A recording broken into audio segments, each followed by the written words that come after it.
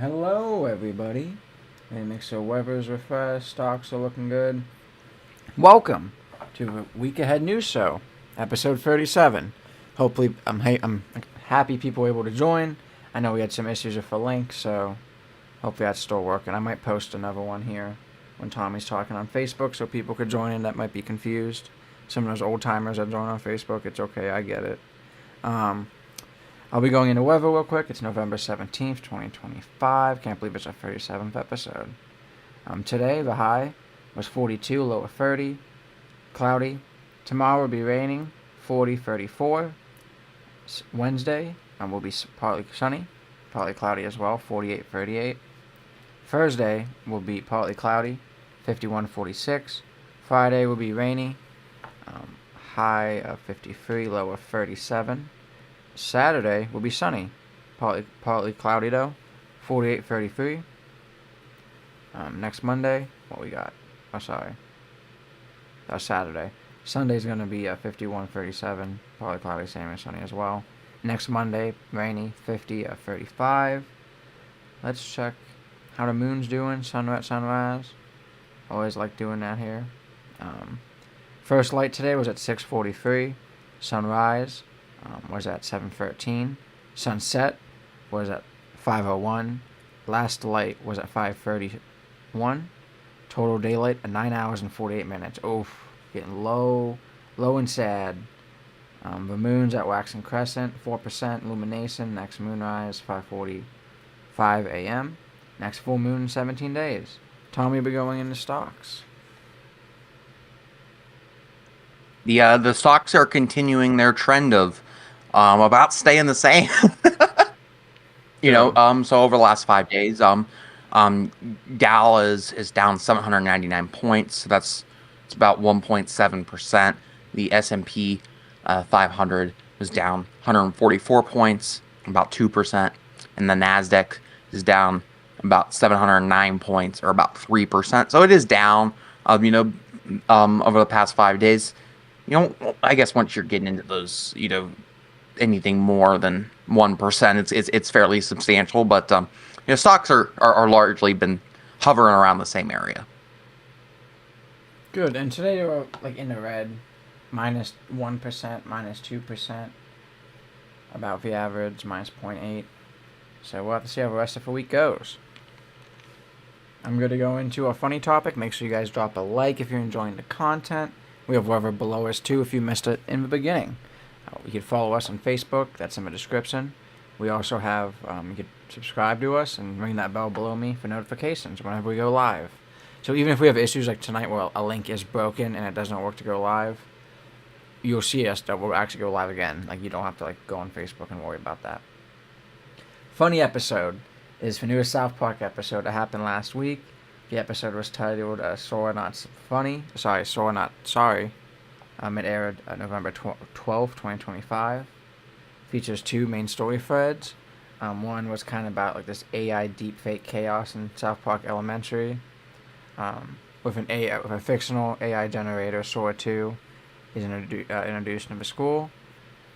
One student, Butters, kind of uses it for a revenge video for disturbing things against another student, and everyone just goes crazy after that.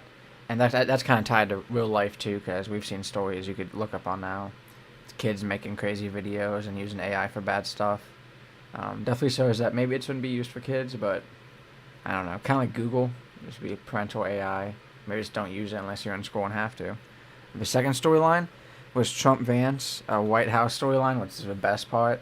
In parallel, the episode depicts the storyline for White House, where Trump and his vice president, J.D. Vance, are involved in a scandalous sex scene in the Lincoln bedroom, which later claimed to be an AI-generated fake, of course, and that's what Trump in the show called it as well. The scene starts with them both in a hot tub, then moving into bed, and they had sex. It was crazy. For different positions, that's all of it. Before it leaks to the media and causes political damage control. Trump then publicly claims it to be all Sora 2, the same name AI tool that just to blame for deepfake, which a lot of people use to make just dumb videos. It could be easy, and I know, does it do music too, or is that a different AI to make some songs for you. You know, I don't know. I've never prompted an AI to make like an audio track. I think there's specific AIs to do it at least, but I don't remember if Hmm. it's Sora 2. It might be that because I know Sora 2 is like, make a video of Tommy saying, "Liam, I love you, happy birthday," and I'll make it, and I'll be like, "Oh, thank you, Tommy, you're so cute." Um, that would be a good idea for Christmas cards. Save some money. AI generated Christmas cards. Let's go. We'll talk about AI a little bit more later too, so that's interesting. Vassaux uses Vaccine satirically, both as ways to mock Trump and Vance and as an alleged allegory for the manipulation of media, truth, and AI. Number two, storylines converge around the question when technology can manufacture content, video and imagery that appears to be real. How does that affect power, politics, and personal accountability and responsibility? We've kind of seen that already, especially Trump because he kind of planted that fake media, I guess, seed. But we see all the time on Facebook people thinking AI is real. Um, Sometimes I think it takes a second. Sometimes you gotta watch it. This new stuff's pretty good. I'll tell you what. And why the scene and the sex scene for Trump and Vance is a big deal is the explicit depiction of Trump and Vance and the Philip So style sex scene, which is true if you remember old South Park, may shock some viewers and become a major talking point online. Major articles say viewers are traumatized. I don't know about that. That's funny. I would love that actually, bro. We're calling it nightmares because it is. Don't get South Park, OG South Park, because that's kind of what they've always done. The White House reportedly responded, saying that the show hasn't been relevant in desperate attempt, and this isn't a desperate attempt for attention. Some critics and fans say the scene goes too far. I don't think it's beyond satire because like Family Guy, South Park, Robot Chicken, American Dad, they've kind of always done crazy stuff. So I'm fine with it.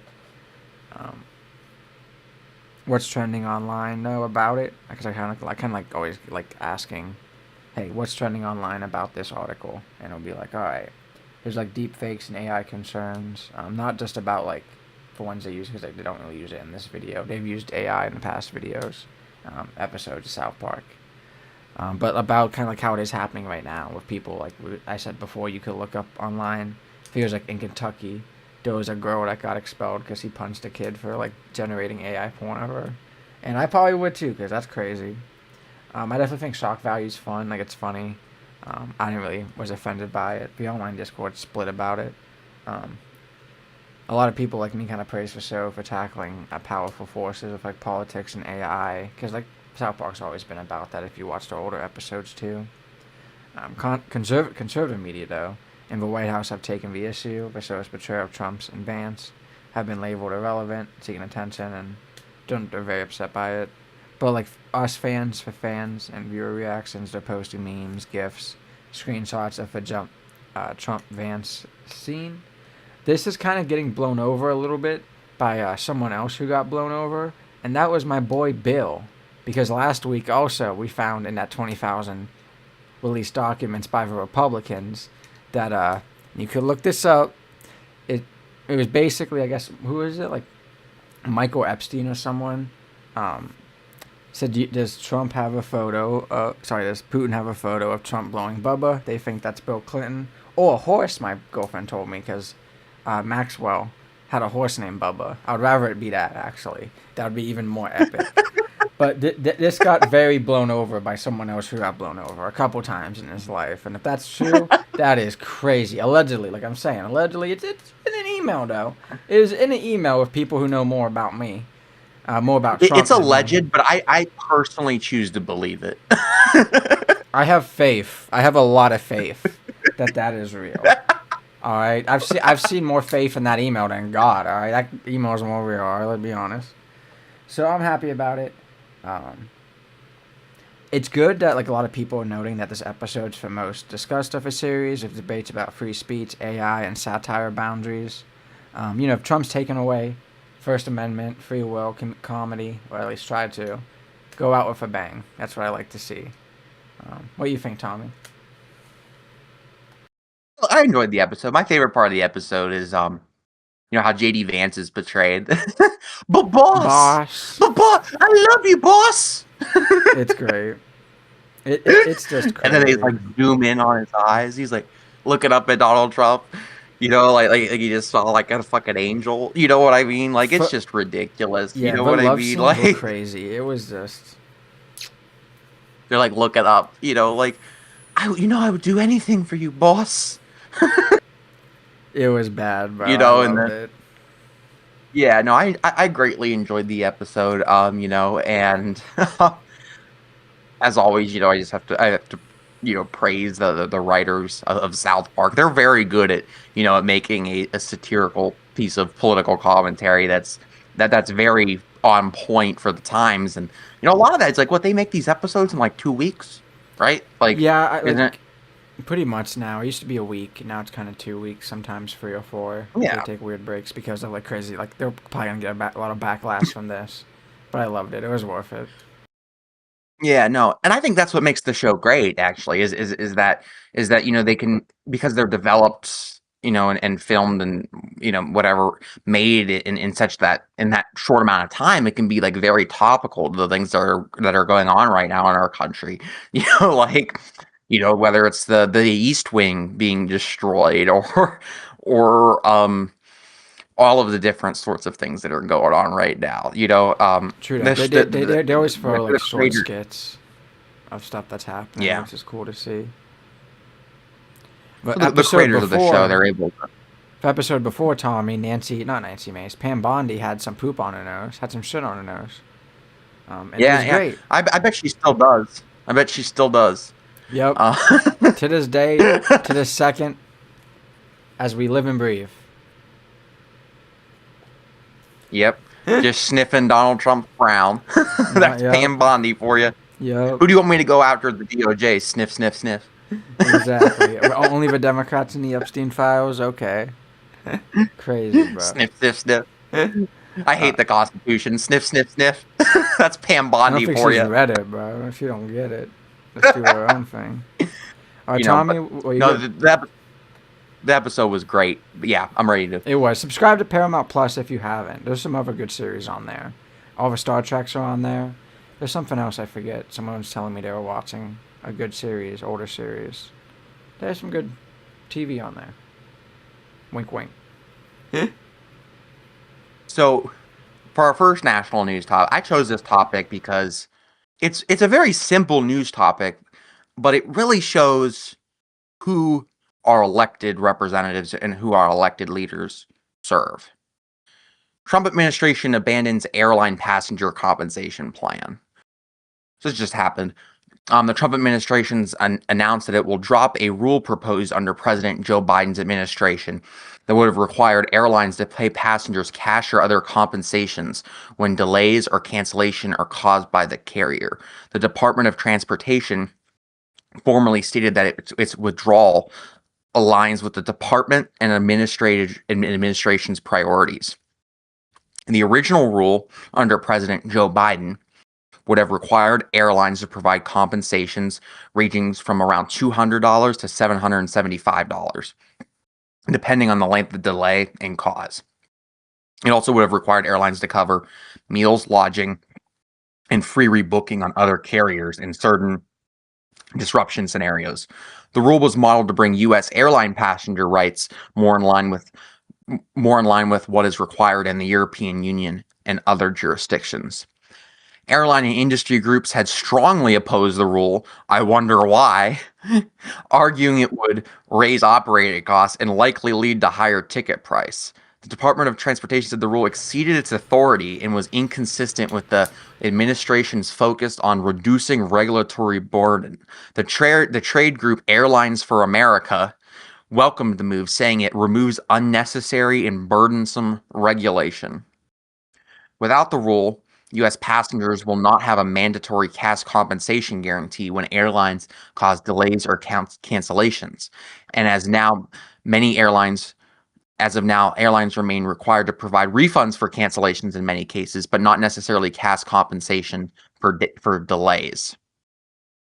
Observers say that this reversal could reduce incentives for airlines to proactively assist stranded passengers with lodging, meals, or alternative flights, while for airlines, the withdrawal may avoid the extra cost and burden of regulatory compliance.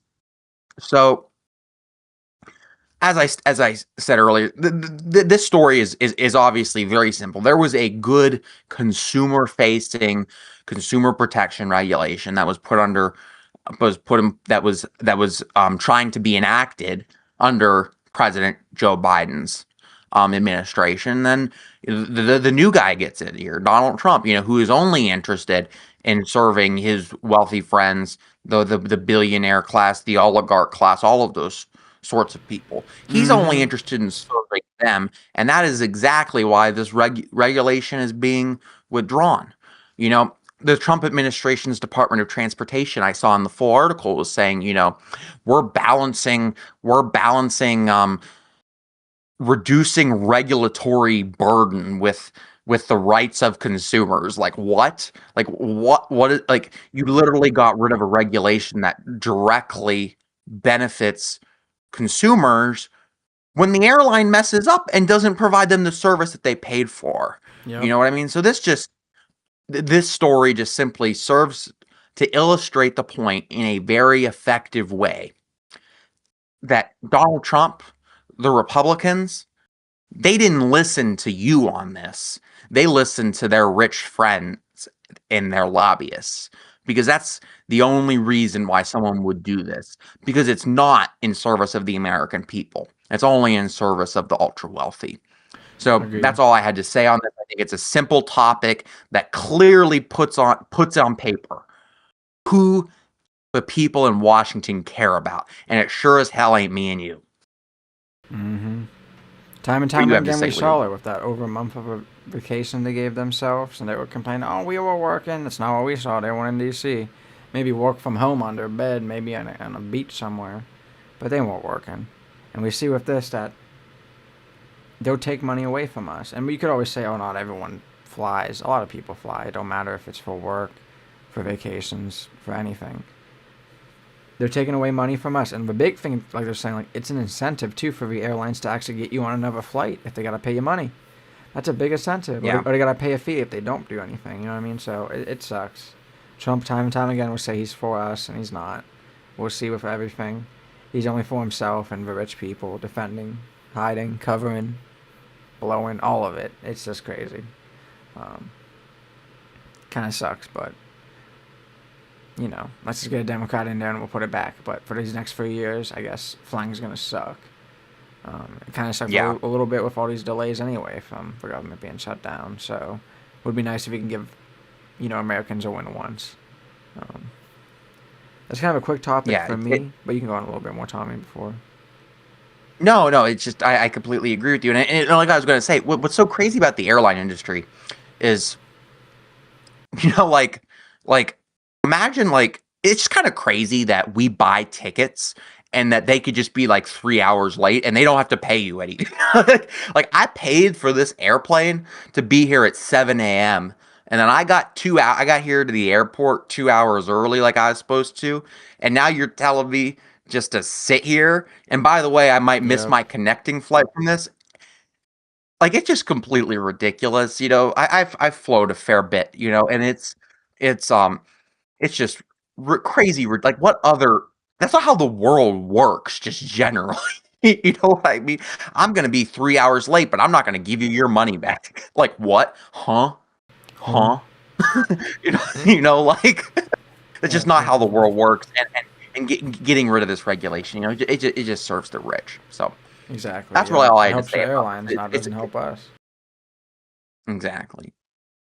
So that brings us to our first local topic of today, Hmm. which is about a local food drive that happened over the weekend, hosted by a good Trumbull. They're doing some good work. So this food drive was held Sunday in Warren Courthouse Square. It was organized by Good Trouble Trumbull, um, and volunteers collected cans, goods, cereals, pet food, and there was also a small rally at the event. So Gary Tuttle, who was the organizer, um, he was out there. He very correctly connected the need for this food drive here in our local community with what's going on nationally. We saw, just until very recently, with the shutdown just now coming to an end. The Trump administration was playing politics with people's lives over SNAP benefits. We've just seen over and over and over again from our last story, even how Donald Trump doesn't care about working people and working families. He just cares about his rich friends. So obviously, bad policies are going to be enacted that hurt working families. And then, you put all that on top of the recent cuts to SNAP with the recent government shutdown. A lot of people are struggling, and there's a direct and indirect relation between people's hunger and people's suffering to the policy choices by those in Washington right now who just do not care about anybody but their rich friends. So Gary Tuttle was very good at connecting the need of the food drive to the broader national problems that are being caused right now by Donald Trump. So as I said, there were some demonstrators there that that decided to demonstrate against the Trump regime because this food drive is necessary. So see this in the organizers. They're citing current social and economic strains, as the motivating factor for this food drive. So, collected food was donated to the Second Harvest Food Bank of the Mahoning Valley, which will distribute it to more than 60 local pantries. And there's many different sorts of drop-off locations. In Warren, over 140 vehicles dropped off pet food, including around 48 30-pound bags of dry cat food, and over 1,000 cans. Like lots of different pet food coming in, which will be donated. Which I like that they're doing that. That they talk about. If people aren't eating, some of these people have pets. And we got to take care of those as well. They even stressed that was overlooked. So the drive was not just about food. Of course, it was about food, but it was also a statement of solidarity and a statement of activism. About civil rights, about justice and community care. So yeah, I think this was a very good thing that Trumbull decided to do. There's a great need for food drives right now. Like there's many different sort of organizations right now that are engaging in food drive, coat drives, those sorts of things, and it's good to see. And it's just so hard, to see the effects of this extreme form of capitalism that we're living under with Donald Trump. Where just the rich keep getting rich and the poor keep getting poor, and the direct result of that, which we can now see with our own eyes, is basically bread lines. It's very, very sad. But I'm just happy that community solidarity is here, for people to come together and support one another in times like this. And I think it's also important that, people make that connection between the bread lines and Donald Trump, because he's the one that caused these bread lines. Think about this, like in the Great Depression, they called them Hoovervilles. That's where that's what the tent cities were called, because people back then made the connection. The president, Herbert Hoover, doesn't care about us. That's why we're living in a tent city called a Hooverville. You know what I mean? And I think as time goes on, we're going to see more and more of that. People are going to start to realize, hey, I'm in a bread line while we're building a new $200 million gold encrusted ballroom at the White House and revoking consumer-friendly airline protections and only giving people half their SNAP payments. People are smart, and people will understand that they're struggling because of the exploitative nature of Republicans and the Trump regime. So that's all I had to say on this. What do you have to say, Liam? It's definitely nice to see people giving back, like you're saying. I didn't know about that pet issue either. It kind of makes sense. People just think food for people, but they got pets too, so you gotta help with their mental health and their pets too, so you gotta give that kind of food. I'm happy to see so many people donate, that many cars, and 60, like giving out to 60 food banks is a lot, I feel like. So that's definitely going to help out people all around the area. So that's good to see. Probably all in the whole Mahoning Valley as well. So, and I kind of agree for everything of Trump. It kind of goes into a lot of our topics are going into other topics. This is kind of going to our next topic, but like how our economy is doing and just how people are doing as a whole around here. A lot of stuff was promised, not happening now in terms of jobs. You don't really realize grants equal jobs too. But as well, just like, Columbus isn't getting their Intel Silicon Center anymore. So a lot of the stuff that Biden was backing up, sometimes it's green energy backed, we're seeing go away. So I'm ready to go into national topic 2, which I was kind of wanting to do this week, which is like how the U.S. economy is doing. We'll be going over some broader topics, just how the U.S. economy is doing this year versus last, how President Trump's affecting it, and projections for 26 and 27. We'll go into the key numbers as of November 2025. The GDP, after growing at 2.8% in 2024, the U.S. saw a very uneven 2025. Q2 had a real GDP jumped about a 3.8%, but after an earlier Q1 contradiction, overall 2025 growth though sits about 1.5 to 2.0 average. So even though we had a whole quarter at 3.8%, our other quarters are doing really bad. We're about to look, if we're at 2.8 for 2024, even after coming after COVID and everything, 1.5 to 2.0 is pretty low.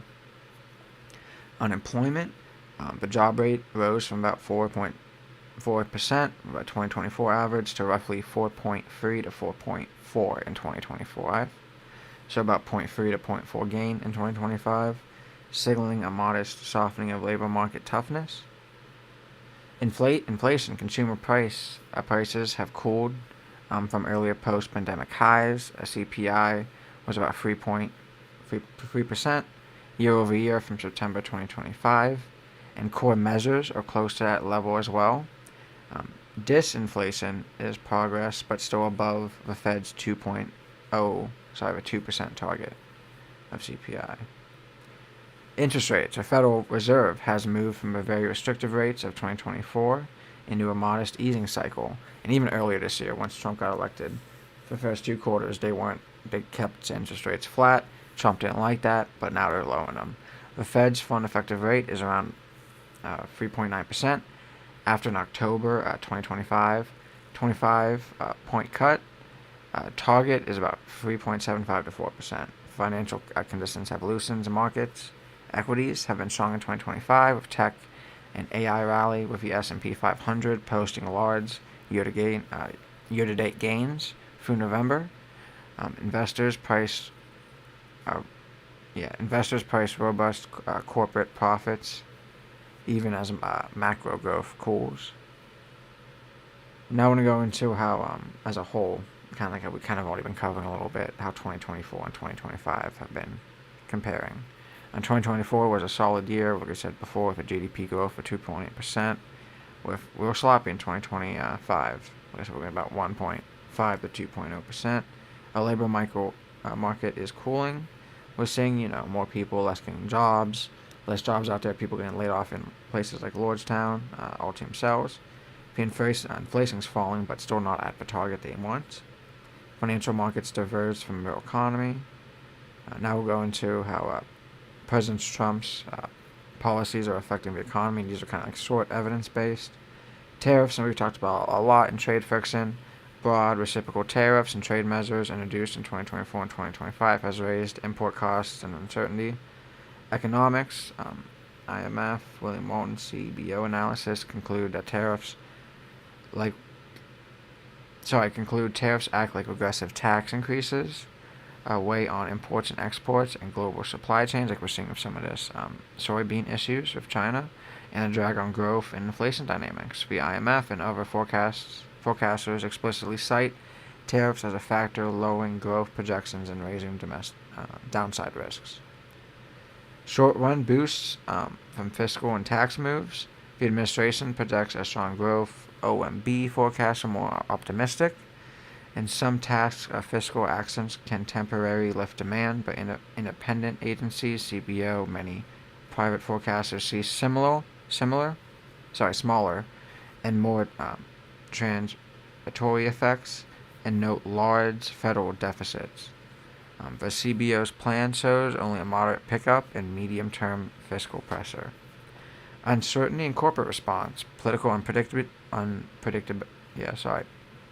unpredictability raises uncertainty premiums for investment and may shift supply chains. At the same time, private investment in AI has been unusually strong in 2025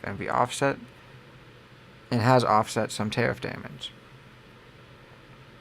Projections for 26 and 27, CBO GDP growth in 2026 is estimated at 2.2%, so still less than Biden, leaning towards 1.8% in 2027, so another bad year like this year probably. Unemployment roughly 4.2 to 4.4%, still bad. Inflation drifting towards 2 to 2.4% as monetary easing normalizes. CBO emphasizes fiscal constraints and global decelerations.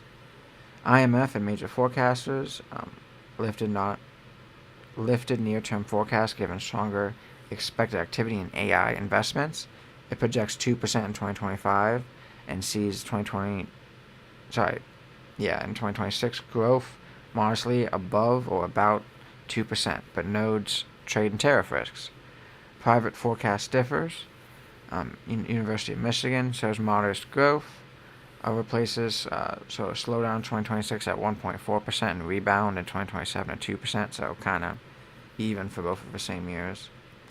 Bottom line, expect about 1.2 to 2.5 GDP growth in 2026 and 1.8 to 2.5 in 27, with outcomes hinging on tariffs and global trade dynamics. However, AI investments keep accelerating corporate profits, and the Fed's path: faster cuts, temporary boost, premature cuts, inflation risk. I think it's interesting about AI because I definitely think it's going to help productivity. I just think that stops at a point, so it's not like it's going to keep being crazy. At least for corporations. Watch near-term signals, official GDP releases, BEA monthly, quarterly, and Atlanta Fed GDP Now updates, monthly CPI, PCE readings for signs inflation returns to 2% trend, tariff developments and trade negotiations, large single policy swing risks, labor market canvas, payrolls, unemployment trends, how people are getting paid. So it's definitely interesting, not looking like how it was even post-COVID with Biden and a lot of the growth we were having. So that's kind of what we're seeing with Trump, unless he can make major changes. It's definitely not going to be looking good. Definitely recession looking, but especially how some of these other markets are looking with a 50-year mortgage and a 15-year car loan. So that'd be interesting. What do you think, Tommy? I know, just the thing, things are getting awfully pricey around here, and we're living under a regime that promised lower prices. Donald Trump when he ran to be supreme leader, he said, I'm going to bring costs down for Americans, and I would just ask yourself, how are your costs going? When you go out and you go buy ground beef, when you go out and you buy chicken, when you go out and you buy vegetables. Not that I buy very many vegetables, but when you go out and do any of those things, is it cheaper or is it more expensive? And just remember, 1 year ago when this guy was running for supreme leader, he promised lower costs, huh? So it's just kind of crazy what's going on. So in many respects, it feels like that the American people were the victim of a bait and switch. Lower cost, lower cost, lower cost, lower cost. That's all the guy was saying. That's all the guy was saying. Now he's in office though. Tariffs, which raise costs for consumers. And now he's talking about, war with Venezuela. How's that lower costs? I don't think that lowers costs. It doesn't. So no.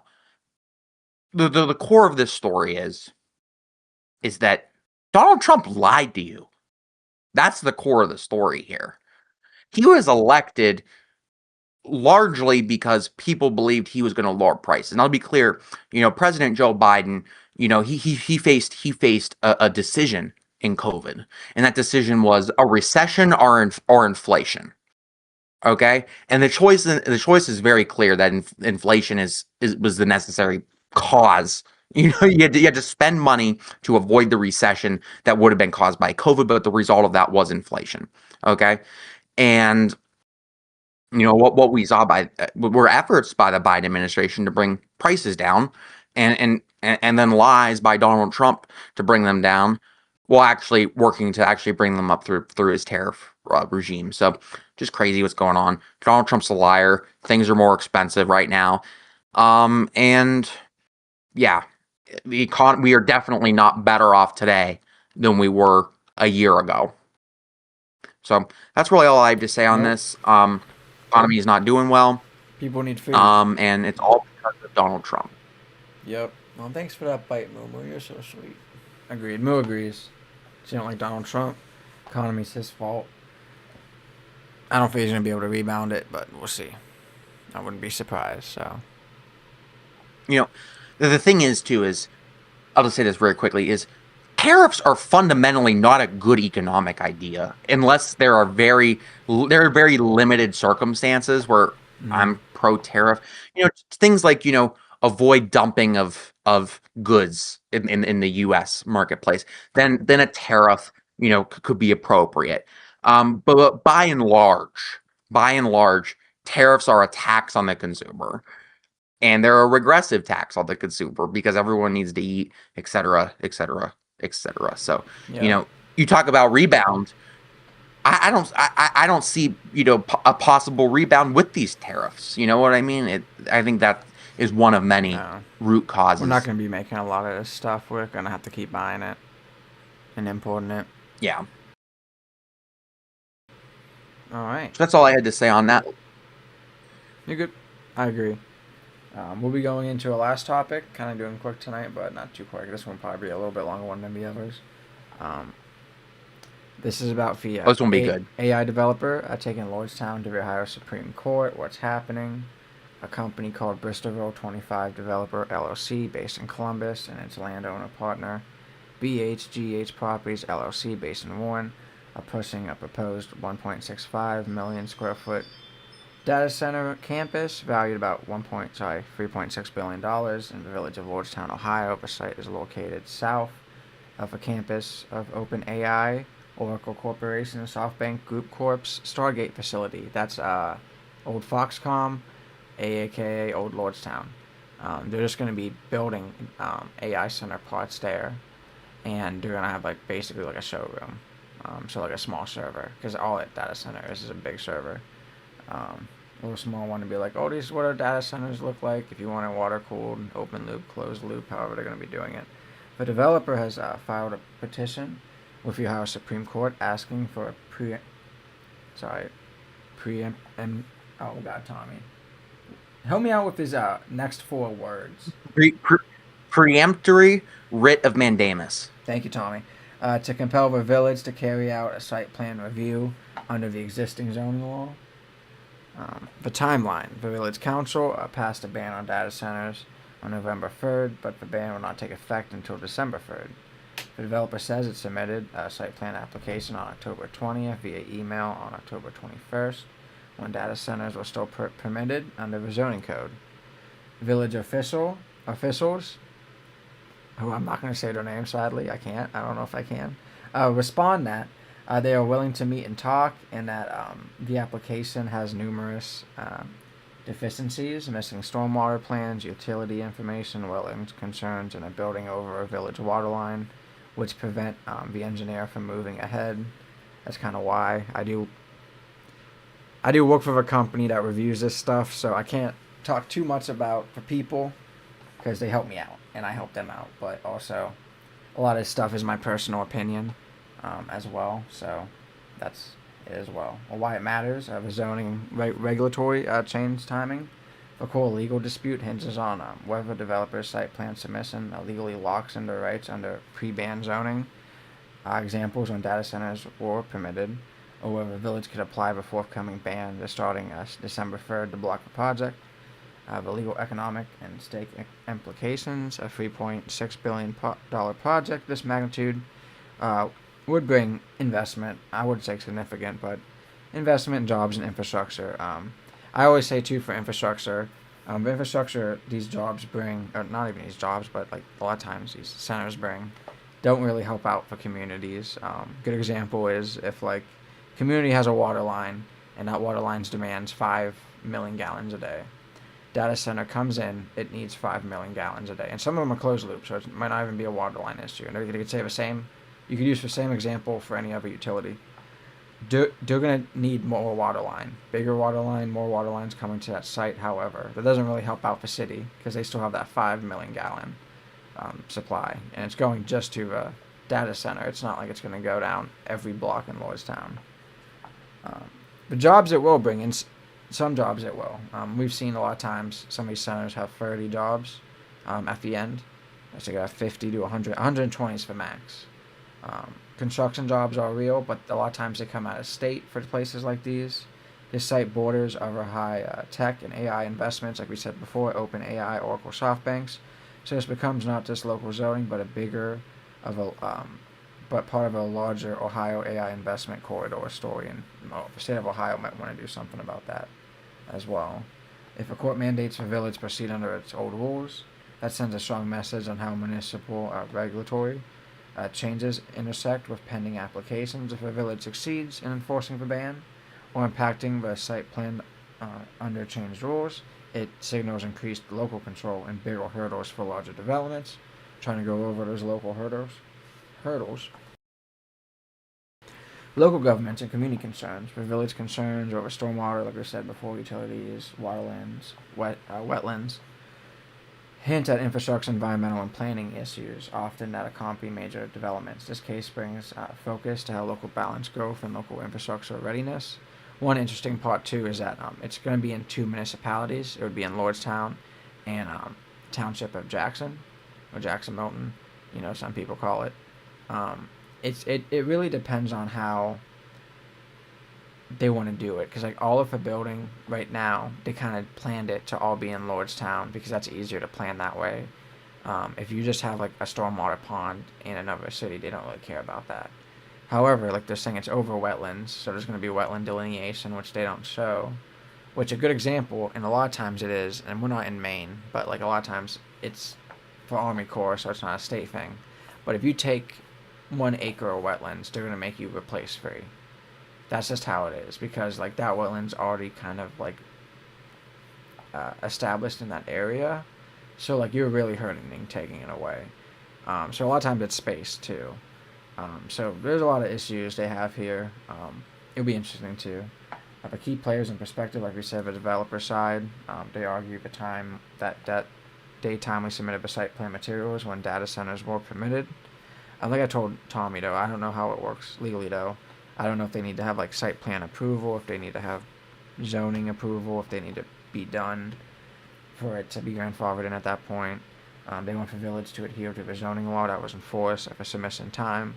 But even if you look this up online and actually see the submission, they were already in talks basically at their second reading for banning them once they submitted. So even though they said, there wasn't time, if the second reading is about to take place, because like when they submitted it happened on the same day of the second reading, that's basically a month. Sorry, 2 weeks. Because 2 weeks ago they had the first reading. So you had some prep for it as well. The illegal move, Pennsylvania Ohio Supreme Court for a writ of mandamus, like Tommy said, to compel the village action. The village side of Lordstown, the Lordstown solicitor states that the village is working with the applicant and engineers, but for submitted plans lack the necessary detail. Village planning officials and zoning forwarded the submission to the village engineer, missing information. Like I said before, a stormwater plan, wetlands evaluation, utility routing is cited for reason for delay. A lot of times too, you could always say like bigger sites take bigger review. It's a village, you can't really be like, working in land development. Sometimes like I would hand a concept plan to anyone. It could be in BFE, PA. It could be in Pittsburgh. It could be in Denver. It could be in Texas and Florida. You can get it back in a week. You can get it back in 2 months. You're just waiting on them. The village is also prepping to enforce the data center ban on December 3rd that we talked about, which it says it previously adapted. Some legal and regulatory context, Tom will go in a little bit of that as well. The case raises the question of vested rights, district submission under prior zoning lock-in for rights versus the government's ability to change zoning regulations for larger developments. Which I was telling Tommy before too. Like you can compare it with anything. If you wanted to put a Dollar General in a city, and the city said, "Hey, we're banning this today at zoning, and your application ain't gonna matter," it could have been a car wash. What to watch going forward via Ohio Supreme Court's decision, and actually they talked about today at the council meeting for Lordstown. They have until Friday to give them a response for Ohio Supreme Court on whether to issue a writ of mandamus that will set pace and pathway for a site plan, whether the village moves ahead with a review for developer submission, even if a ban is pending, or delays until December 3rd, because they might just want to be like, okay, we'll review it, go through, because, and this is a thing too, if they're already getting to this point, suing them, or taking it to the Supreme Court lawsuit-wise, even if you get to the point where, hey, now we're at the zoning board, and the zoning board says no, they could still, like, appeal that. And then, so it's still, this is still going to be a thing in a couple years, I bet.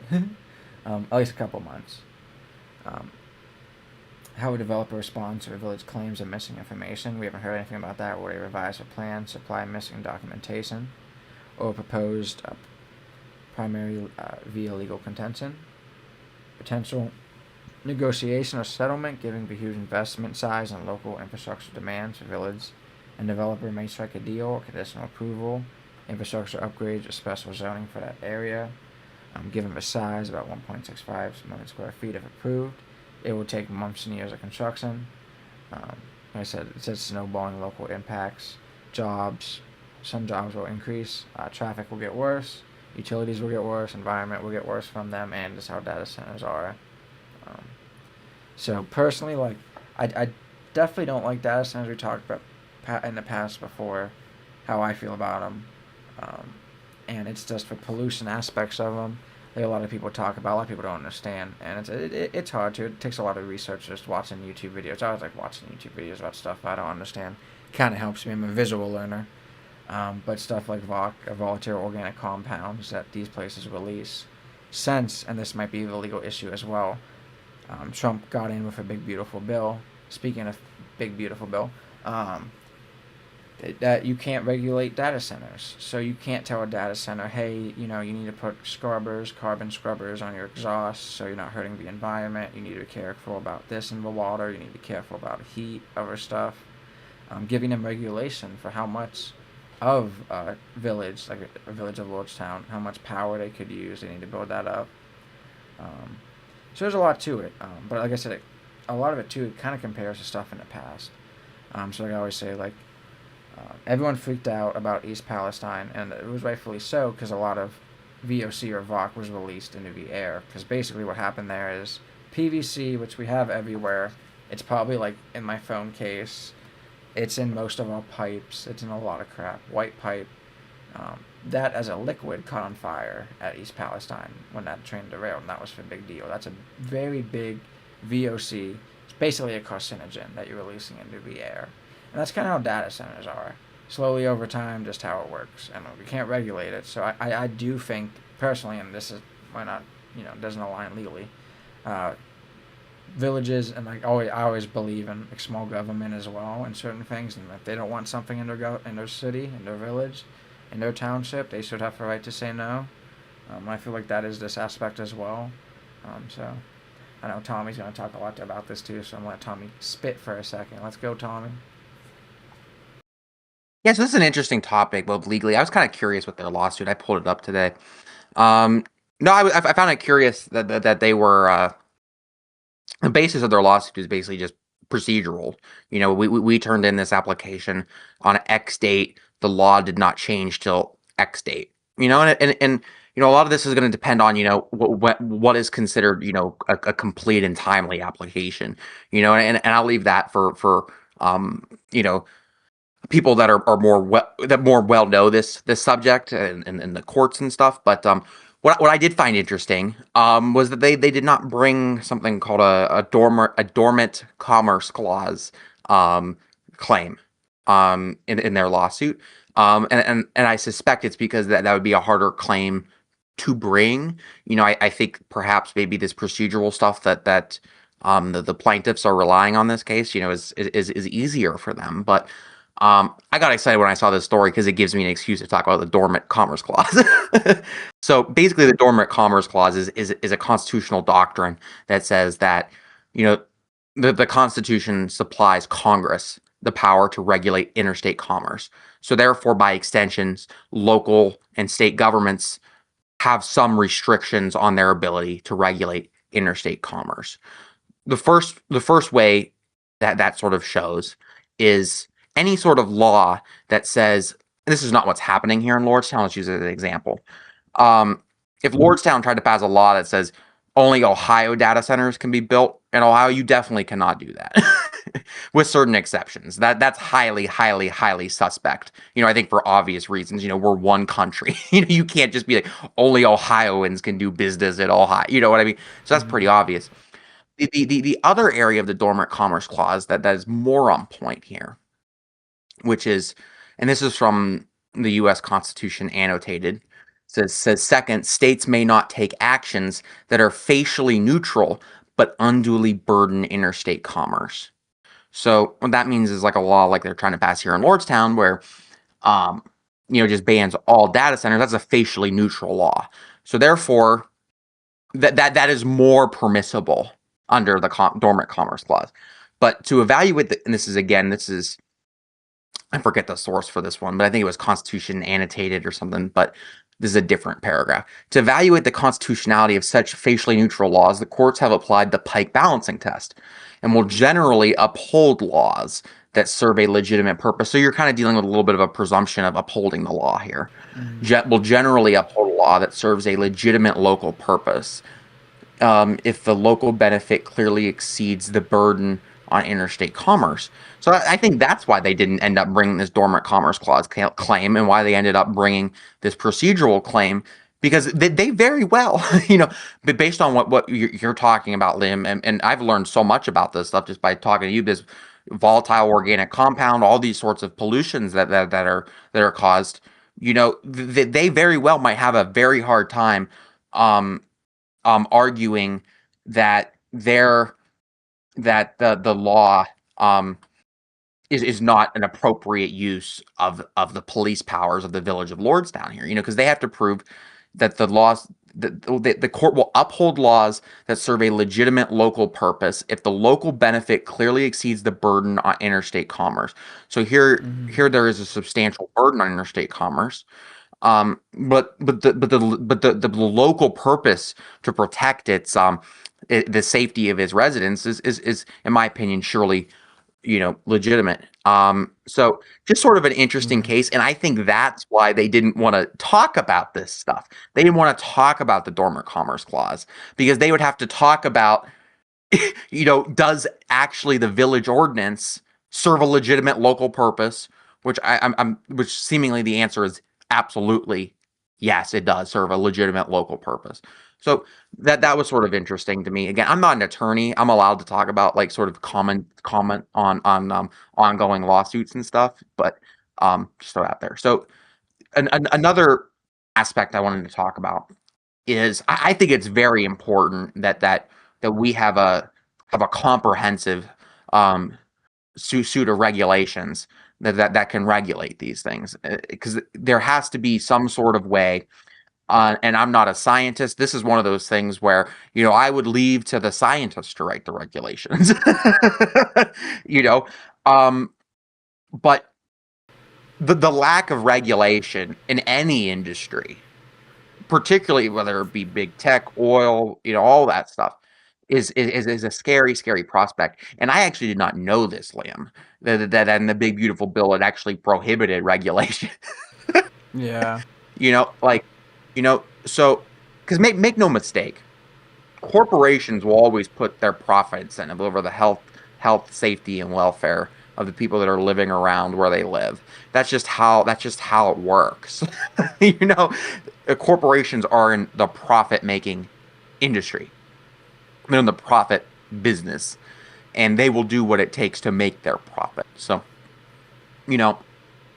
I I think the lack of any sort of comprehensive legal regulation is greatly concerning, especially with the more I've learned about um, about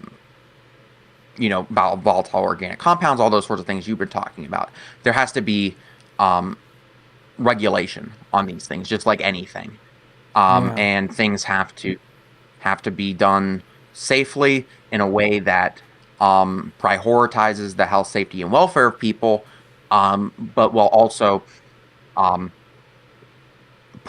while also creating economic growth if it does not negatively affect others. So that's sort of my position on this. Is I think that there's got to be comprehensive regulation on this stuff, and it's got to prioritize people's health, but also keep a future forward attitude on. I do believe that the AI is going to be important, and I think it's also important for issues of national security that the United States be on the forefront of it. But the core obligation has to be the health, safety, and welfare of the citizens, and until there's any sort of comprehensive regulation on protecting people, I'm not sure we should be in the AI data center business. Yeah, I agree. I think Trump, we obviously talked about when he even before that's what Trump wanted. He doesn't really care about the common people. He's fine with poisoning us over time and time again, getting rid of regulation.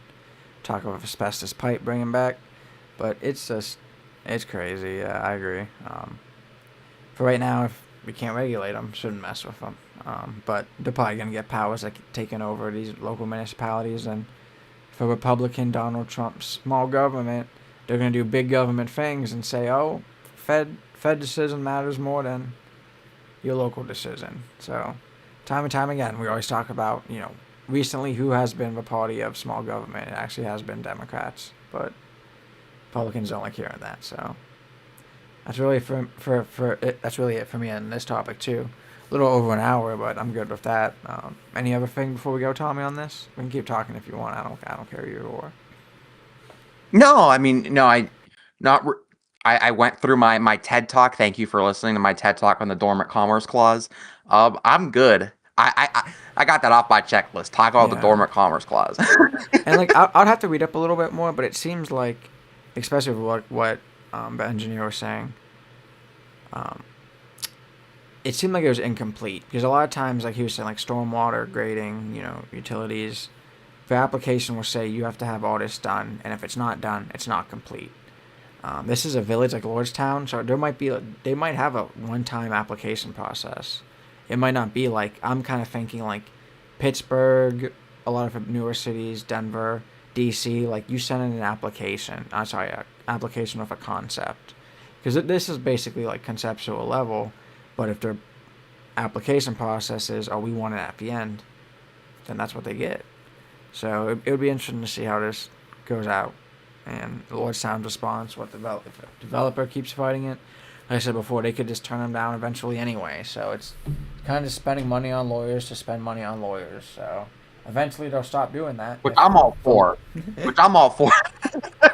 True. Not developer lawyers, though. Those land use lawyers, oh my God. Oh my God. I heard a lot about them on my last job, and I'm good. But I'm generally in favor of the idea of paying lawyers. I agree with that. It shouldn't work for free, especially for an AI developer. They probably making good money. See what kind of car they drive. I just heard you say, it's like my friend's badmouthing paying lawyer. Come on, man. I'm sitting right here. But with anything though, like eventually the lawyer fees will overcome the cost of the land. So it goes, am I just going to beat a dead horse, or am I just going to... But what's interesting, some of those companies have insurance for that, so they could spend all the lawyer money they want, because they're like, oh, we're only paying 10% because we got insurance. It's like, I don't know how that works. But like, I'm dealing with a $10,000 piece of property, but I got a $100,000 legal bill. Yo. Yeah, what's that called? A judge just made a statement on me or whatever, judgment on me for a $100,000 legal bill, and I got my $30,000 property I'm trying to sell.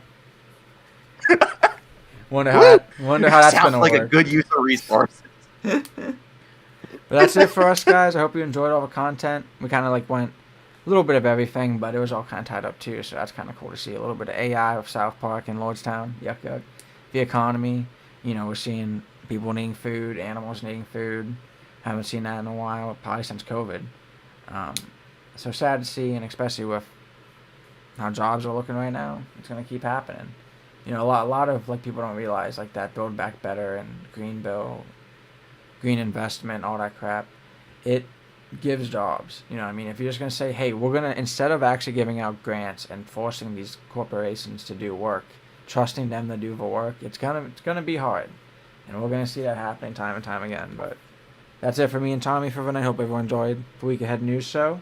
We'll be back here Thursday for the Northeast Ohio Sports Show, 8:30, just like today was. Once again, drop a like if you enjoyed the content. Really appreciate that. Follow us, subscribe, and drop for notification below as well. If you want to see whenever we go live, appreciate that. We have a Facebook in the description. That's it for me. Good night, Youngstown. Good night, everybody. Make sure you check out Liam's other shows. Have a good one. Thank you, guys. And thank you, Tommy, for always being on the show, helping me